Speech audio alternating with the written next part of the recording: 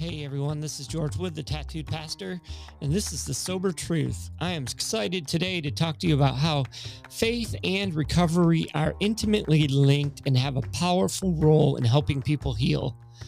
We believe that understanding and supporting those who are hurting is key to helping them overcome. So we have conversations with people that have different testimonies in life as well as roles in helping others to overcome. And we just hope that these conversations can lead us to a better understanding of what it takes to walk through darkness and find the light. Please leave a review and subscribe to hear more content, and enjoy the show.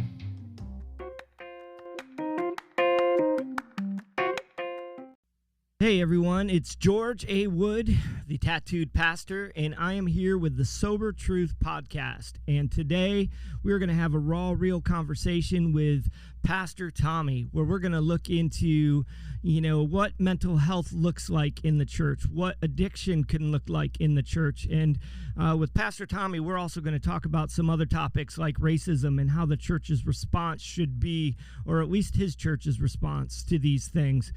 But overall, it is our attempt to try to show the world a different way to look at how we recover.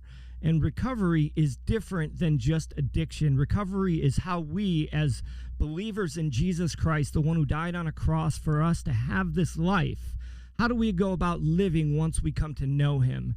And that's recovering from this past way of thinking, this past way of living. And it's something that is not a one-time event. It is a journey from the moment that we accept Jesus into our heart and into our life, and this willingness to surrender our brokenness to him. We have to live that out. And I believe that, we as a church are learning a new way to be radically different, or at least we need to learn a new way to be radically different than the world that is around us.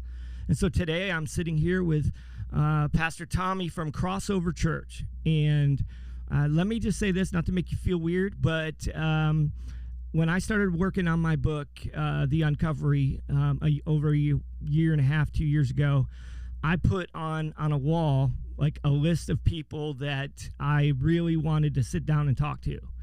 And you were on that list. And actually, cool. Yeah, and it was like, I was like, I want to sit down with Pastor Tommy and have a chance to just rap with him and just see, some of his thoughts on these things. And I got you to endorse the book, and I was really excited about that. And so then I reached out. Well, you reached out to me about something, and I replied with, would you come and sit down with me? And then I didn't hear from you for a couple months, and I was like, sorry, man. So much for that dream. So, Pastor Tommy, Crossover Church, how are you doing today, brother? Man, I'm doing good.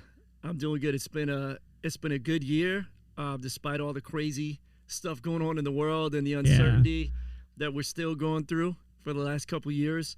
God has definitely been with us, and I got nothing to complain about, bro. That's good, man, because a lot of people complain all the time. Yeah, I'm grateful. You're grateful.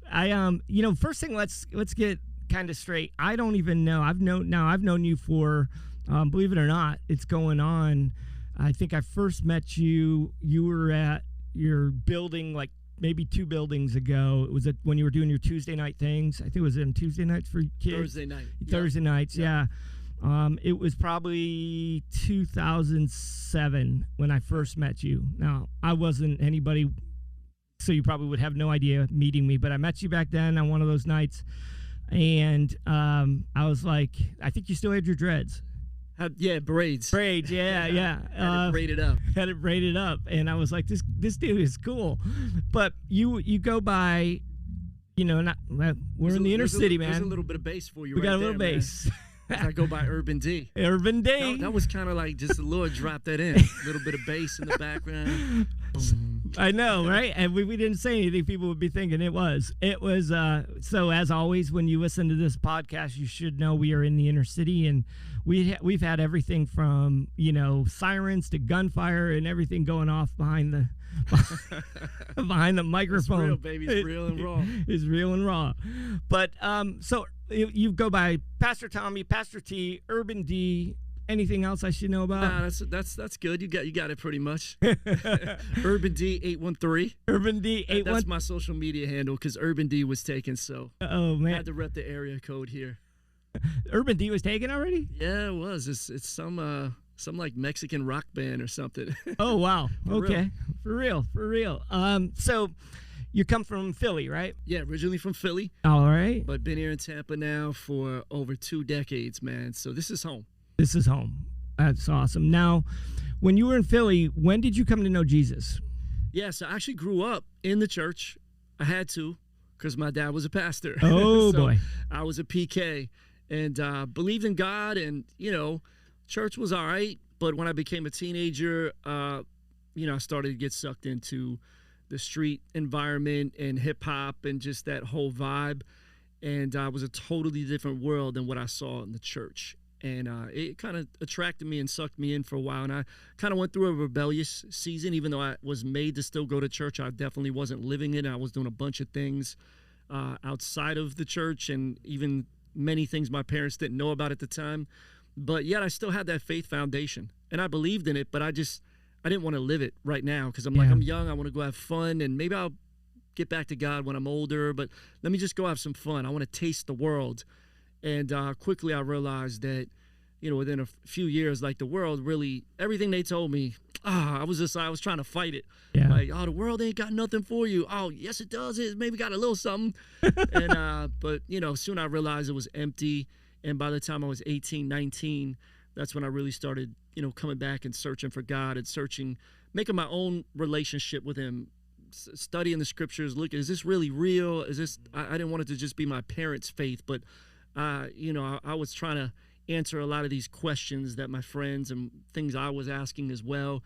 And but God kept his hand on my life that whole time. That I strayed, but I didn't make any I did make some really big mistakes, but some of it I didn't get caught for. That could have changed the trajectory of my life. And when I came back to Christ, soon, he let me know, I was ready to stop listening to hip hop, stop dressing the way I did. I went to Bible college the first year. I was trying to figure it out. And God soon revealed, no, be you. Yeah. I called you to be you, to reach people that are like you, that maybe the traditional church or traditional Christian couldn't reach. And so I had very different armor on than my dad did. I'm very different than my dad as a pastor and preacher. I mean, there's definitely some principles and foundational things there, but two totally different people. Yeah, but that is how God created us. And I think, Absolutely. when we look at so many issues that, with people that don't necessarily either want to come to Jesus or, fail at it, I believe that's a big part of it, where they think they're supposed to be something else. Yeah, exactly. Where Paul does call us to put on this new us, right? Mm-hmm. But it's not what somebody else is wearing. Yeah. And that's the mistake that so many people make. And of course I actually, running TI, it's always like, I don't want people to be me. Don't go out and get tattoos and act like me just because this isn't a prerequisite. Okay. Yeah. Be a follower of Jesus in your way, because that's what he really wants. Yep. He doesn't even want us to be like somebody else. He wants us to be us. But hip hop, now, you are a hip-hop artist and successful. So what's a little bit of that journey you could maybe fill my listeners in on? Yeah, so I started getting into hip-hop as a young kid. Growing up in Philly, it was all around me, and I loved it. Got into breakdancing when it first came out.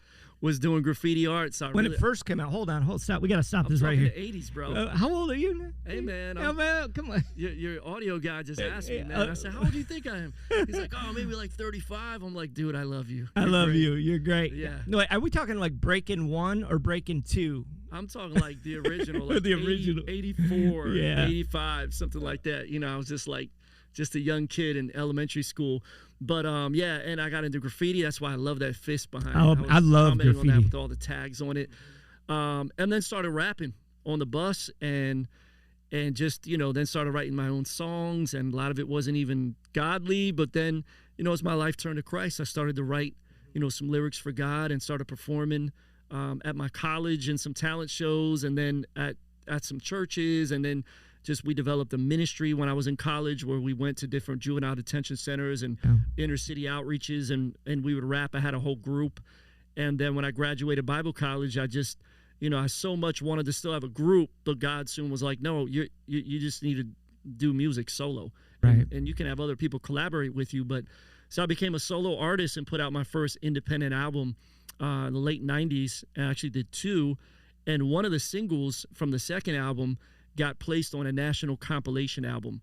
If y'all don't know what a compilation album is, it's like a mixtape. And, you know, it was nationally distributed. Wow. Now, what that means is, like, for all the young people listening, like, back in the day, you used to have to go to a store to buy music. Right, Like, right. there was no streaming. There was no YouTube. There was no iTunes, no digital stuff.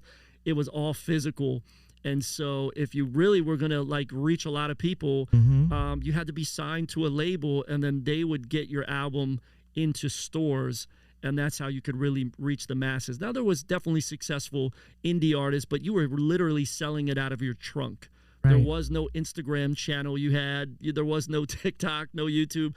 So it was a totally different world, and which made it much smaller. So there was a small group of artists that were known, but miraculously, that song that went on that compilation became the most popular song on that album, which I was, like, shocked, because I was on that album with all these other guys that were signed, and I was just excited to be like, oh, I'm on this album with so-and-so and so-and-so. This is an honor.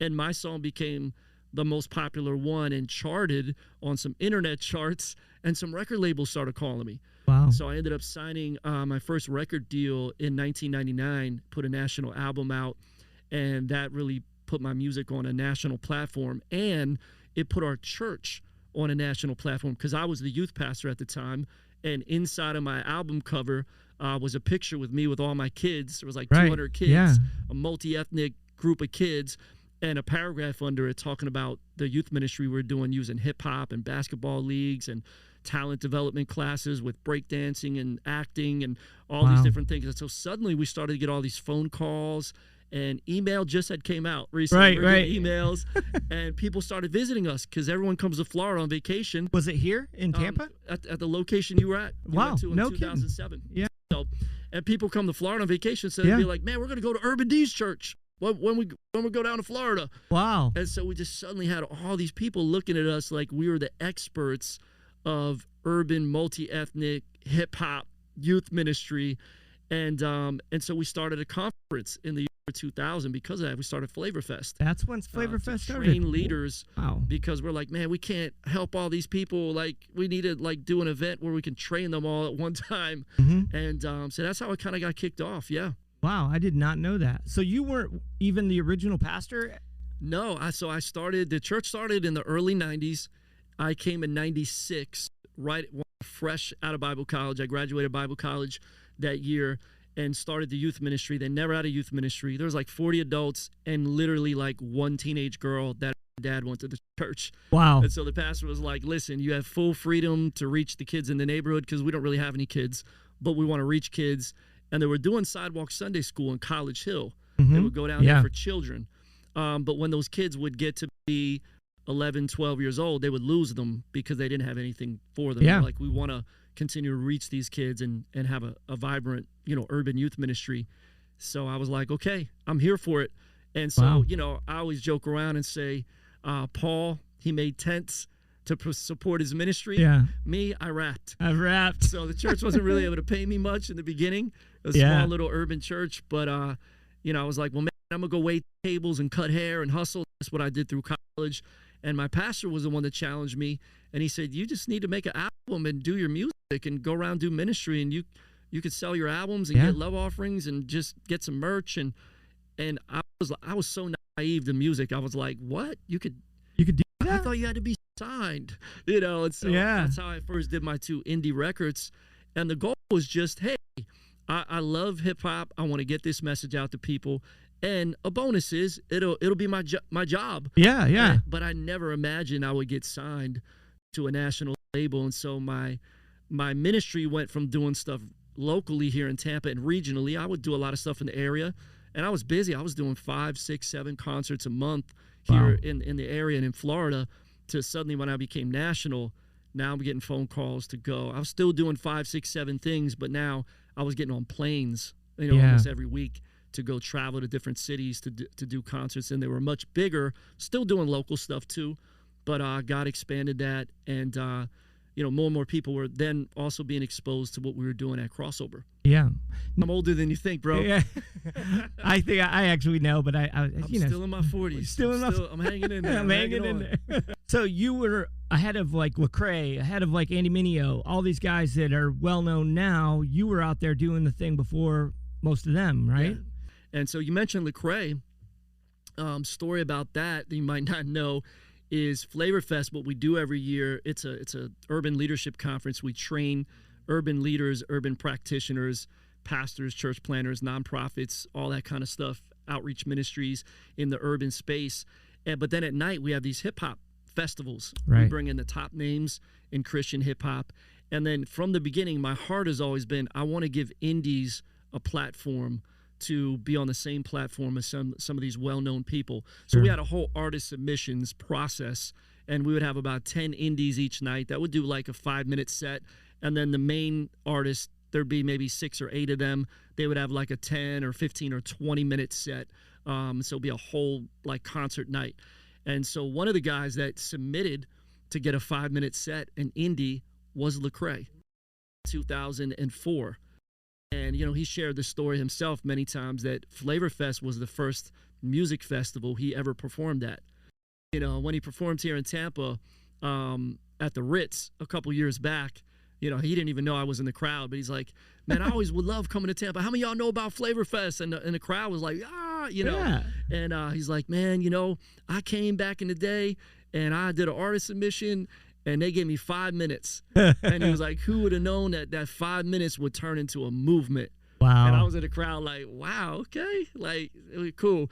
So, yeah, and the crazy thing was with Lecrae, like that artist submission CD, we loved it so much that one of the guys on our team, because everyone would have to send a submission CD and our team would listen to it together, choose who was going to come. And they had to submit a bunch of other stuff as well. But we passed that along to our DJ official, who was the DJ of the Cross Movement. Wow. And then he passed it on to the leader of the Cross Movement. And I think the way the story went, I think they heard of Lecrae, but that CD was really the thing that they were like, yo, we need to talk to this dude. Wow. And they ended up signing Lecrae under Cross Movement Records. And then when Cross Movement retired in 2007, Lecrae had his own indie thing called Reach Records.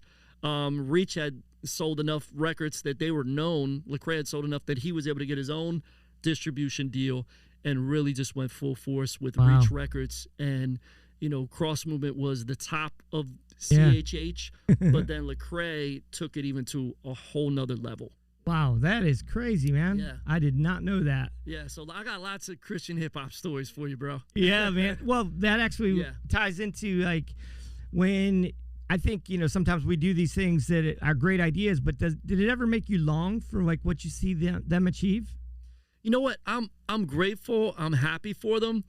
I'm grateful for the music ministry that I've had over the years. I'm still doing a little bit of music. I'm doing even like more spoken word stuff now. I'm doing a little bit of hip hop, but it's just a tool in my tool belt at this point. I've done 9 albums, and I want the next generation to grow and thrive and take it to the next level. But I'm grateful for the season that I had. I was a national artist for about a decade, like distributed and all that, and but man, I love where I'm at today. Yeah. And like, you got to move into the next season. And I feel like I've done that, with ease, because I've been leading a church that's continually growing and thriving. And so my attention and my passion is in that. And then like yourself, I became an author and started writing books. And so I kind of shifted from my big attention on music and traveling to go, do music, to now, like, I go and speak a message that's many times based off of my book, and I'll maybe do like a spoken word piece or a song, and that kind of makes it unique as well, because like, oh, he's a pastor, but he does spoken word, before it was like, oh, he's a rapper, and he's a pastor, right, now it kind of like flip-flopped a little bit, but yeah, man, I'm super excited and to see what's happened with Christian hip-hop and how it's reaching literally millions and millions of people now. Yeah, it's come such a long way. And I'm still very involved in it because we do Flavor Fest every year, and So I have a lot of relationships with a lot of the artists that are currently doing well, and there's a lot of artists at my church, a couple dozen, and some of them are doing national stuff now, and so yeah, I'm still got my finger on that pulse, and I love it and love to cheer those guys on and help serve them in some different ways. I think it made me think of, like you mentioned that word season, and it's one of those things where we can't predict how we'll do in this part of our life. As we, and anybody listening, if you're older, you'll understand. If you're younger, you won't. But the reality is, as we get older, things come up that we have to make a decision. Do we stay doing this? Do we stay doing that? Yep. And understanding the season of life that we're in is so important to our fulfillment, personally, and fulfilling the destiny that God has laid upon each one of us, and actually protecting us from destroying ourselves. Mm-hmm. We have to be able to read those seasons, and it's the midlife crisis of being a Christian, especially a midlife crisis of being a professional Christian.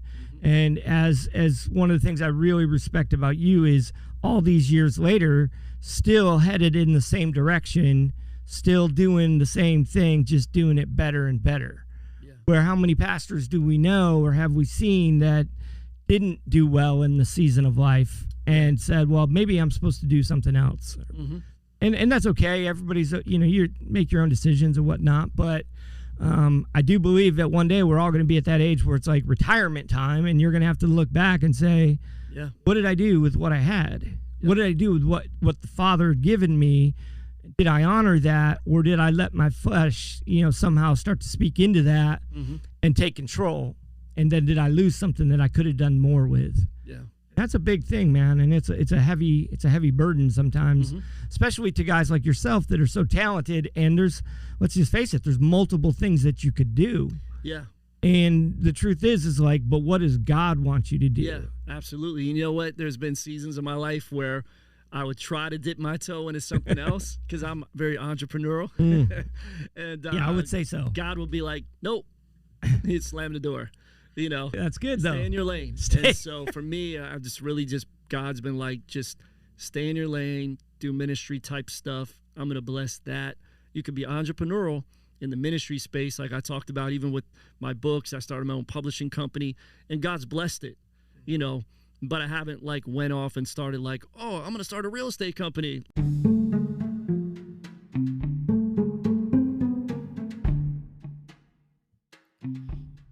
Hey everyone, this is George Wood.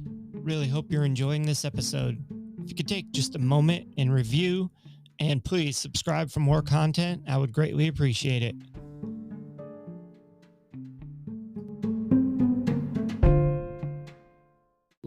God's like, no, you're not supposed to do that. You're supposed to do this, Yeah, it's so funny you picked that because it's like, we're in Tampa, man. I know, man. Number one market in the country. Yeah. So I see a lot of pastors with real estate license lately. I know. I know.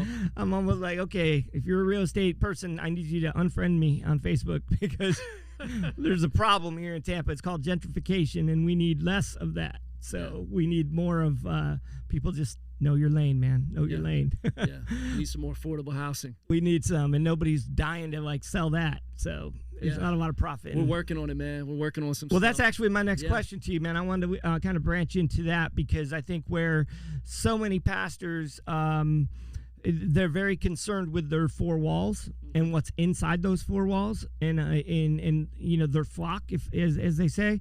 You, on the other hand, are something that I personally admire. The Underground, where I was part of for so many years, their big philosophy as well. It's like, outside of our four walls, what are we doing? What are we doing to the neighborhoods around us? And so you're in a poor area. It used to be called Suitcase City. Yep. And you're trying to make a difference in that area in all the different ways that you possibly can. Tell us about some of that. Yeah, so we took over a former retail box in the heart of the urban community in North Tampa, and everybody thought we were crazy when we took over that building 11 years ago because there was a lot of empty storefronts on Fowler Avenue. We were in the middle of a recession. Wasn't it Toys R Us? It was a Toys R Us. Yeah, 43,000 square feet, almost an acre under a roof. And so for our young urban church to take on such a big project was really, looking back at it, was really pretty crazy. It really was. You know, people are like, why are you going to go dump millions of dollars into a building in the middle of the hood? That area is not going to be able to sustain a church that, you know, but man, God just opened up the doors, every door, and it wasn't easy at all. You know, people can come and look in the church and be like, oh man, this is awesome. Like, dude, there's a story. Like, man, there was some sleepless nights. There was blood, sweat, and tears. There was, and I'd like to say this. I've been saying this recently, actually, and with my new book, I talk about this as a point in there. Like, God usually doesn't give you one miracle to get you to the destination.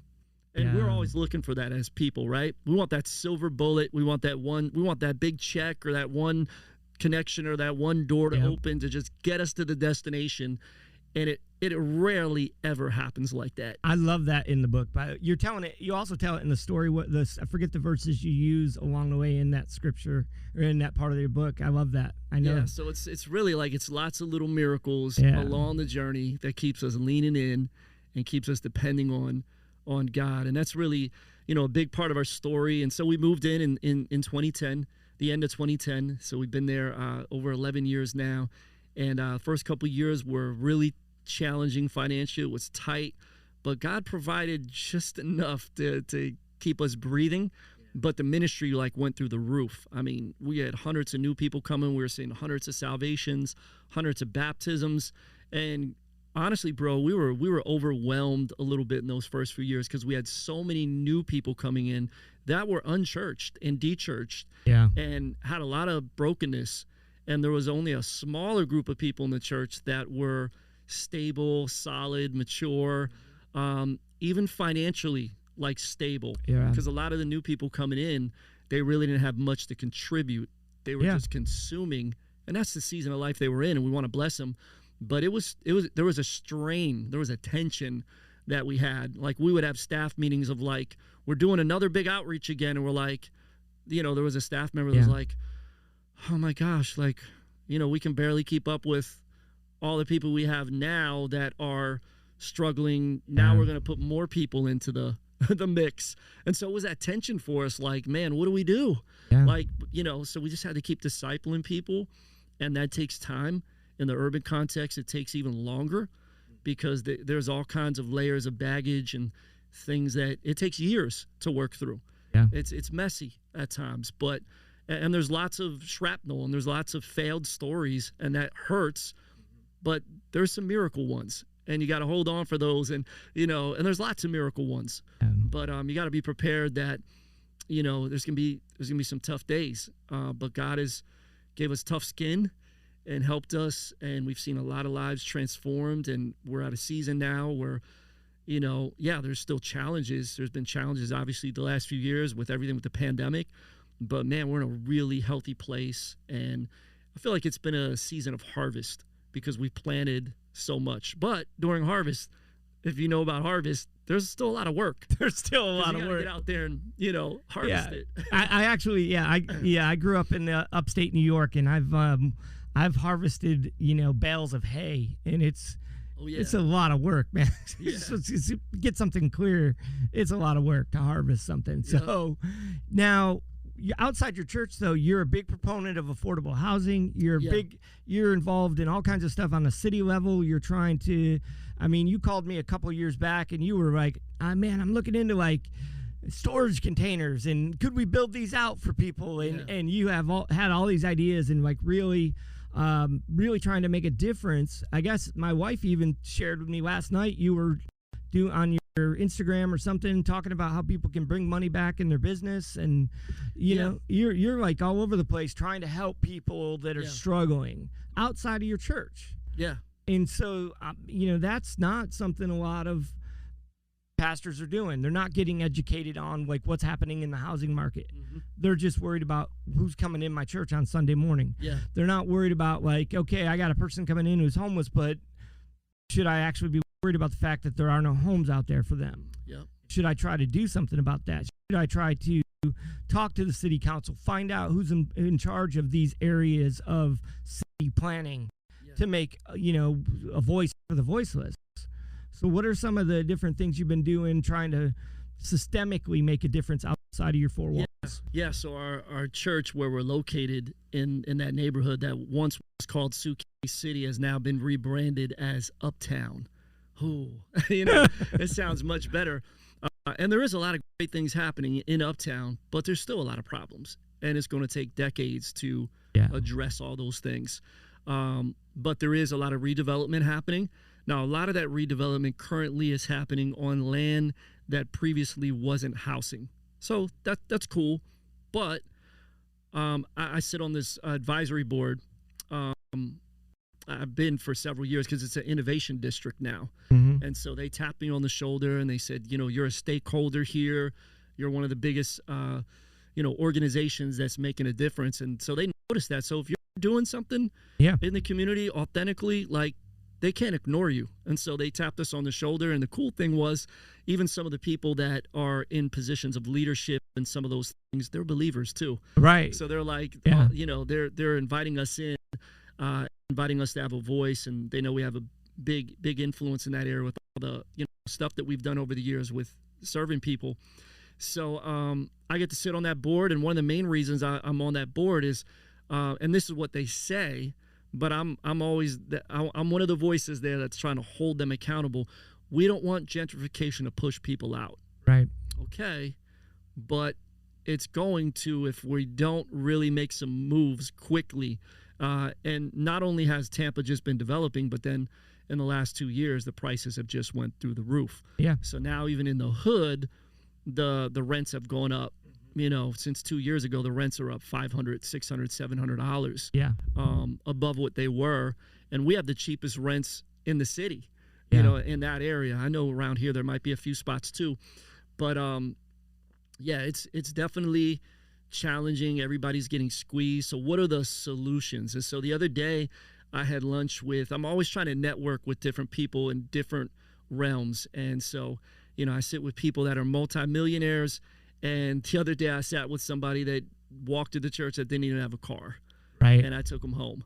And so I'm always very intentional. I'm spending time with everybody. But I am intentional to spend time with some of those people that have influence and have money. And so I sat with a guy last week that I just started to connect with in the past year. And he invited me to be part of his leadership team as almost like a chaplain. And he has basically like a private equity fund for real estate. He has a real estate fund, and he does multifamily stuff. And so I went to a conference that he recently held at a hotel to teach people about that and educate them. He's written books. He has a podcast. He's a leader in that space. And he invited me because we built this relationship. He's like, man, I want you to do the opening session at my real estate conference. Really? I'm like, okay. Because he's like, my latest book is called Frames. And he's like, man, it's perfect because, our thing is called How to Discover Your Blind Spots in the Real Estate Market. And so I'm like, all right, I can work with that. I can work with that. I can tie that in. Yeah. And so I was able to, tie that in and point people to Christ and prayed. Right at the beginning of this real estate event. And so we had lunch last week, and he just wanted to thank me for coming and being part of it and whatnot. And so one of the guys that spoke at the real estate conference was one of the leaders in the city, in the housing authority. Okay. And shared a bunch of stuff of how he's put together these affordable housing projects, and we would get grants and investment and all this stuff. And it was really amazing. This guy's like a genius. And so went up to him afterwards. I was like, man, thank you for what you're doing in our city. There needs to be so much more of this. And he was like, oh, hey, Pastor. He's like, me and my wife, man, we love your church, man. We've been there several times, man. Wow. We'll be back. And I'm like, what? You didn't even know. This dude's been to my church. Like, he never came up to me and said, hi, Yeah, like, right. I'm always in the lobby after every service. And there's hundreds of people at every service. But I try to, touch do your best. as many as I can. But I was like, wow. So long story short, this real estate guy has that guy, the housing authority guy, on his board.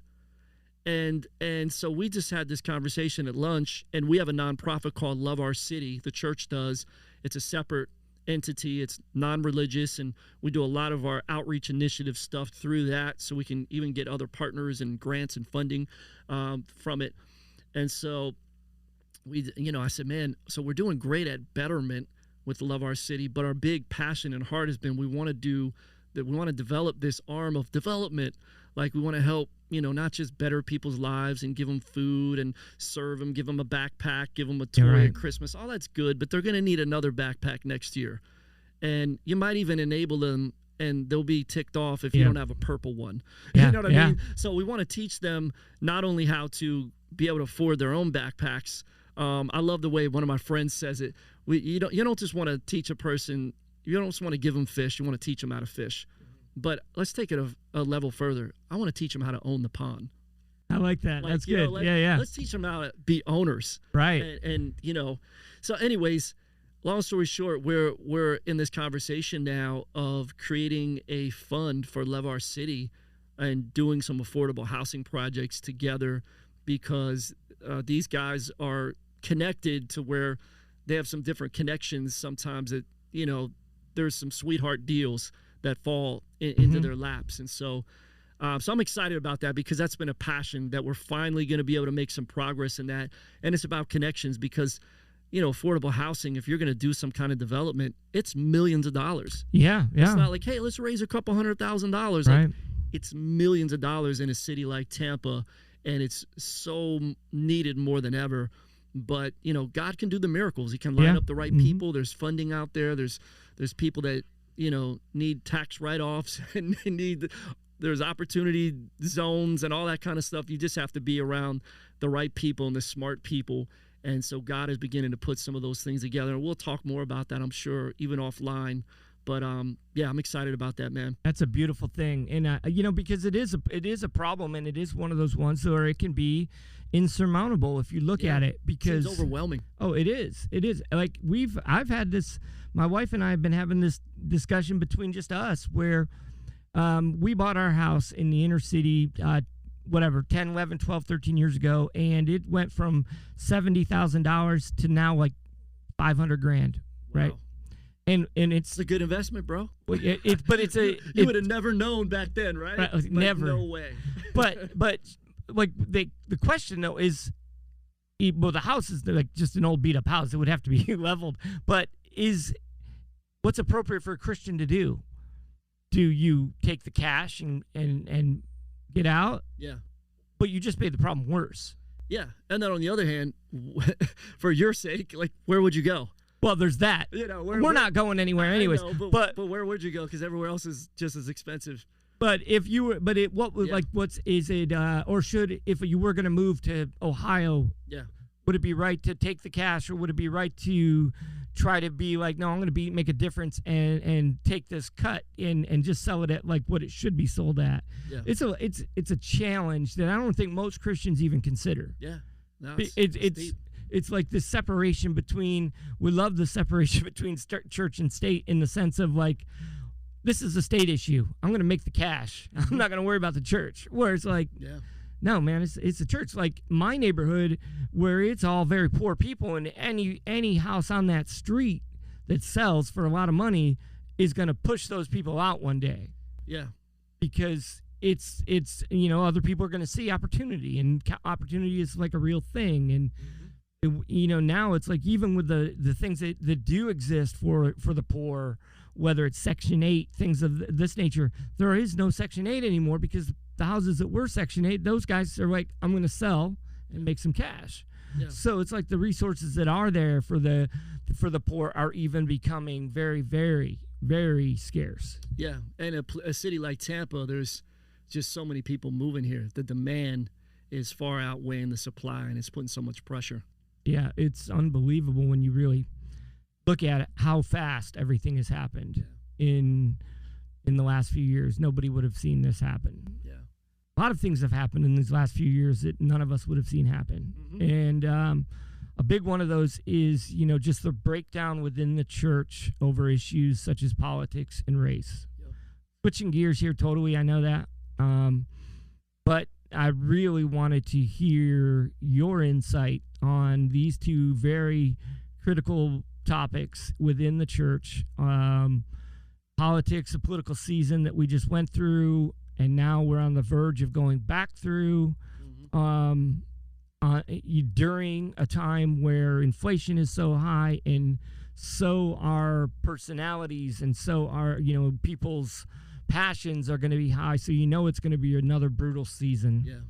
And so what was Crossover's response during these? And then George Floyd happens, and all of a sudden, not only is the church divided, but families, like literally, we were living the Bible out. When you see Jesus say, I'm coming with a sword, it'll be mother against brother, sister against brother. I mean, Jesus like laid it out, and it was hard not to feel like I'm in the middle of family hating family, type of sword singing, swinging. Did I say that? Yeah, there we go.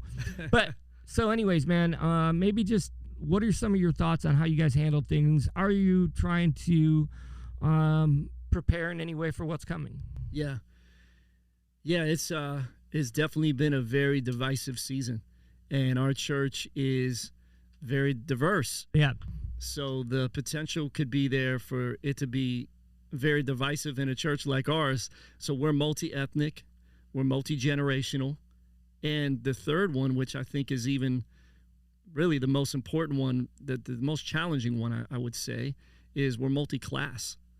Sometimes you see churches that have some diversity in them, but everybody's pretty much in the same economic category. There's some churches here that are in a more suburban environment that have some diversity ethnically, but all those ethnic people that are there are more well-to-do. You know what I mean? Yeah. So they're all like in the same boat, kids going to the same schools, living in the same neighborhoods. But when you get people together that are economically so different, there's a lot of different thoughts and experience, and it's just, so our church has everything from, we have people that drive to our church and pull up in the parking lot in a Bentley, and we have people that ride their bicycle to church. Yeah. And literally, and everything in between. We have homeless people, we have CEOs. And so, but that's the way the church should be. Sure. If you're going to reach all of your city and love all of your city, you should. And I think it's really unique because you can have somebody sitting in the same row worshiping God together, and they're from very different backgrounds, and they can be in a small group together. They can serve one another. Mentor relationships are happening, that wouldn't, like, those people wouldn't be exposed to those kind of people in any other environment. I think in the hood, one of the biggest things is people don't have relational capital. Everybody they know is broke and broken. Mm-hmm. And if there was anybody that was stable, they probably burned the bridges with them, Yeah. And so, but they get to come in an environment, even with their brokenness, and we love them. And it's a safe place, and it's not perfect, but great relationships can be built. And so we've been very, very intentional on those kind of things. And it's been beautiful what God has been doing. But yeah, so a church like ours with all that diversity is beautiful, but you come into a divisive season like this, and we're like, oh man, like what's going to happen? And I will say this, man, I just got to give God the credit. And I think it's really been pretty miraculous that we've stayed really unified. And we've kept the main thing, mm-hmm. the gospel. Not that the other things aren't important, because we have talked about them, absolutely. But we really did a lot of messages on, it's not about us versus them, because that's a narrative the media always wants to paint. They want to put us on sides. They want to pit us against each other. That brings clicks. That brings money for the media. We're like, it's about we. And look, there's definitely some things that we have that are differences, but there's a lot of things that we have that are in common. Let's focus on those things. Let's learn to listen to one another. Let's have conversations. Let's learn from one another, because we all have different experiences and backgrounds. And, we need to have real conversations in person, not on social media. Right. You're never going to change somebody's mind on social media, on a 1-minute Instagram reel, or on a ranting post. Yeah. You're just going to have people that are going to unfriend you or fight with you or curse you out. And it's just, So anyways, it's been amazing, how God has kept us together during this time. And we've really always tied things into the gospel and into scripture and And so, it's kind of hard for people to argue with that. Some people will. Sure. But so when the George Floyd thing happened, our church had already been an advocate of talking about racism and reconciliation and injustice and systemic stuff. We've done several series on it, in the past. Even the fall before the George Floyd thing happened, we did a whole series about racism and about how the history of racism in our country and the history of racism in the church. Yeah. And we really broke that stuff down and talked about it. And everyone was grateful. White people and black people. We didn't make anybody feel bad. We weren't like trying to guilt the white people or anything like that. But we just laid it all out, and we just celebrated our church and what we're doing and leaning in on these things and listening to one another and understanding. We did some panels on the stage, so it wasn't just me or some of the pastors or leaders, and we have a very diverse leadership team as well. But we had a lot of different people share stories, and it was just it was powerful. So for us, when the George Floyd situation came along, for us to continue to talk about that, it was natural because that's what we already did as a church. We had to, because we're diverse, and this impacts people. And there was a lot of people in our church that were hurting, and even a lot of people that weren't of color. Well, they have friends and family members that are of color, so they understood. They didn't have to be like, I don't know what y'all are like. They got it. And so our church is located on Fowler Avenue, and if you remember, that was the epicenter of the looting and the violence and the protests that went bad. Right. Anytime there's a protest, usually if it lasts past dark, then it goes sideways sometimes. They had a protest during the day. It was fine. It was great. The mayor even walks and different people, but when that thing lasted till the evening and it got dark, that's when everybody started to come out that weren't even in the original protest. Right. A lot of people that just wanted to take advantage of the situation and cause trouble. And wild out. And it was on the news, and you just saw cars piling into that parking lot at the mall. And it was just like, I remember watching, I was like,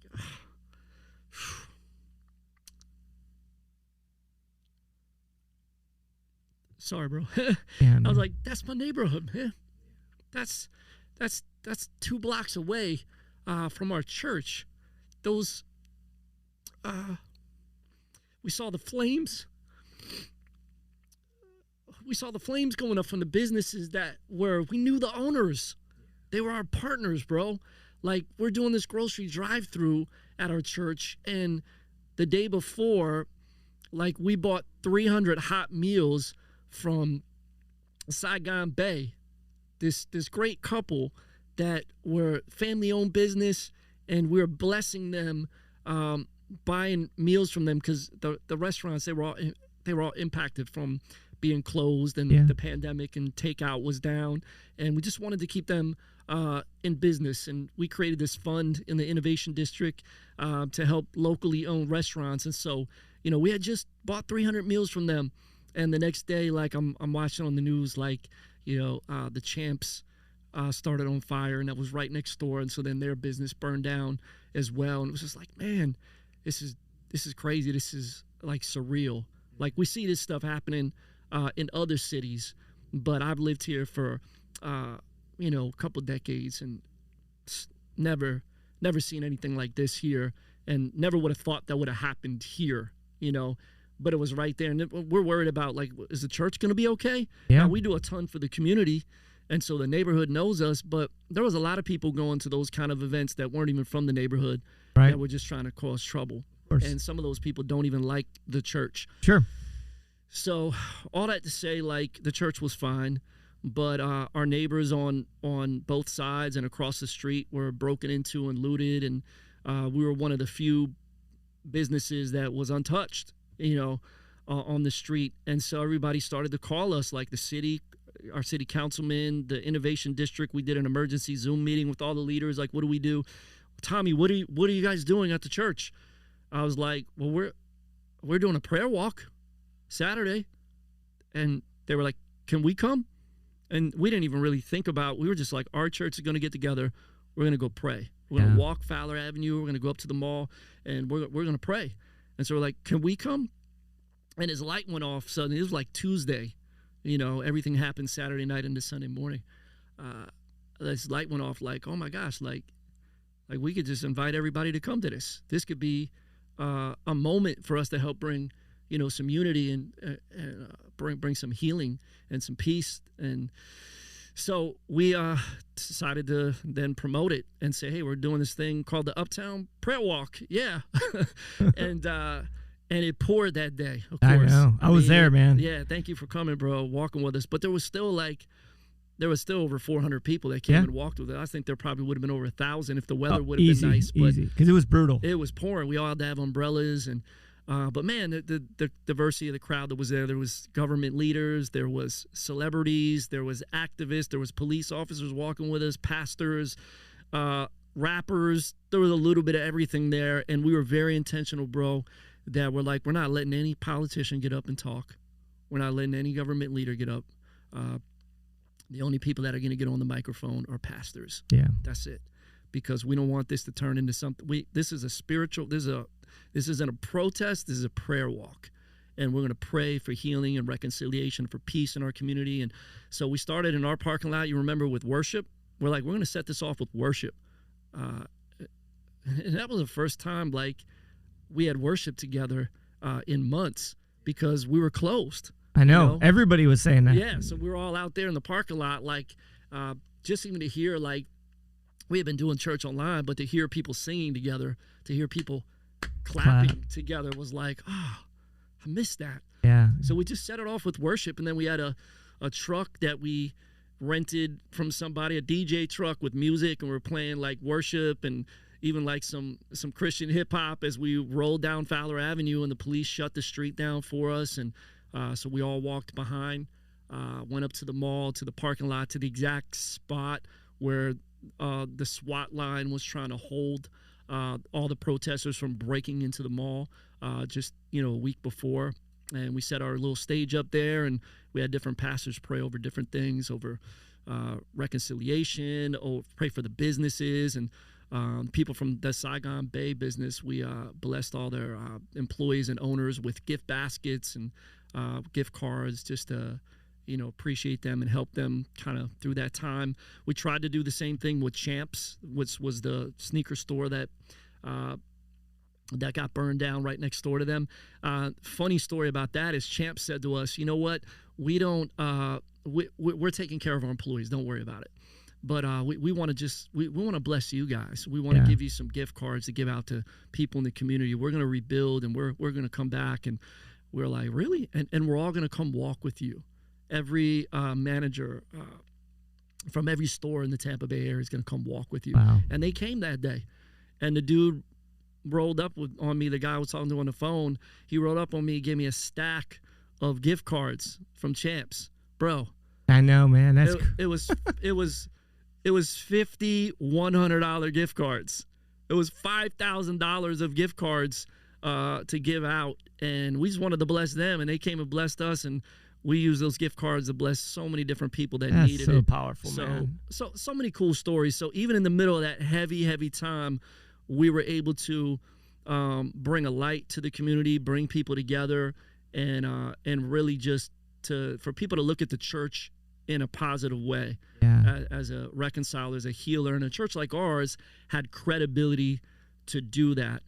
And so, that's just, man, I know I'm going on and on. That's just one of the cool stories from that season. No, but it's so necessary, because listen, man, and I just realized we're our time, and I just want to say you've earned that credibility, and you are an example to so many in ministry, in this inner city work, and so many people look to you as an example of who they want to be, and it's well deserved, bro. It's like you are the walking, talking real deal of what it means to be a pastor and to really serve people that need.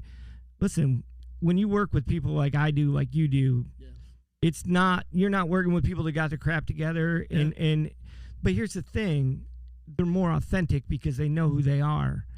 The other people are just as messed up. They just don't know it, and they can put on an image that they're not broken. Yep. And so if you got money, you can put on an image and tithe a lot, and nobody's ever going to question you. Mm-hmm.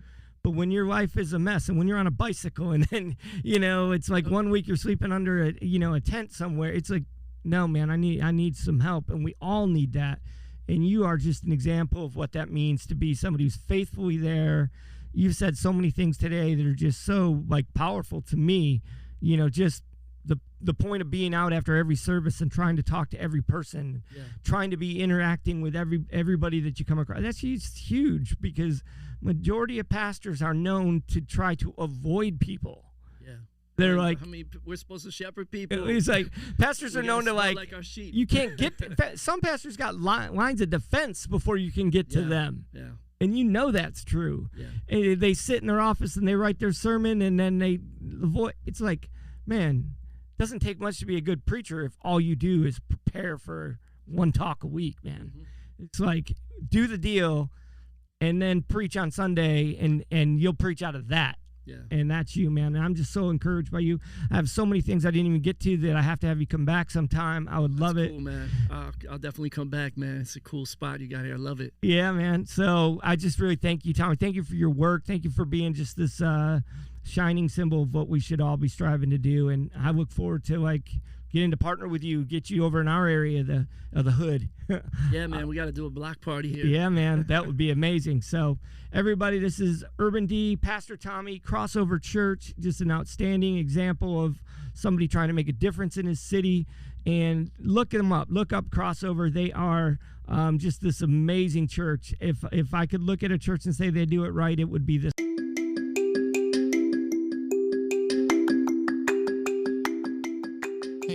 This is George Wood, the Tattooed Pastor, just saying thank you for listening today. Really hope you've enjoyed the episode. Be sure to leave a review, subscribe for more content as we try to educate, equip, and empower the world to walk with the lost in a better way. Thanks again.